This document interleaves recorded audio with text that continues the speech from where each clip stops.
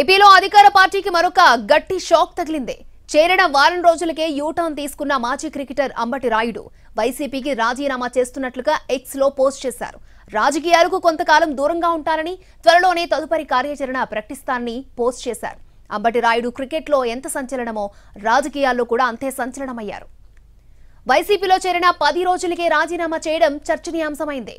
ఇంతలోనే ఇలాంటి నిర్ణయం తీసుకోవడానికి కారణాలు ఏంటి అనే చర్చ జరుగుతోంది. గత నెల 28న సీఎం జగన్ సమక్షంలో వైసీపీ కండువా కప్పుకున్నారు అంబటి రాయుడు. సీఎం వైఎస్ జగన్ సంక్షేమ పథకాలు, అభివృద్ధి కార్యక్రమాలకు ఆకర్షితులున్నై పార్టీలో చేరినట్లుగా ప్రకటించారు.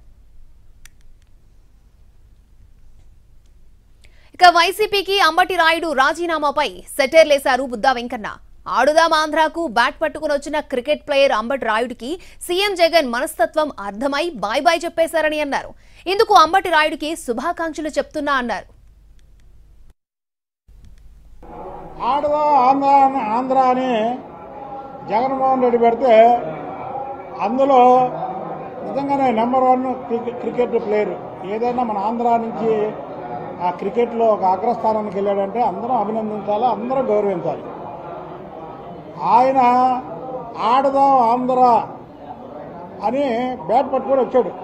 ఎమ్మటనే బాయ్ బాయ్ ఆడదాం ఆంధ్ర అని ట్వీట్ పెట్టాడు. బాబు జగన్మోహన్ రెడ్డి, నీకు నీ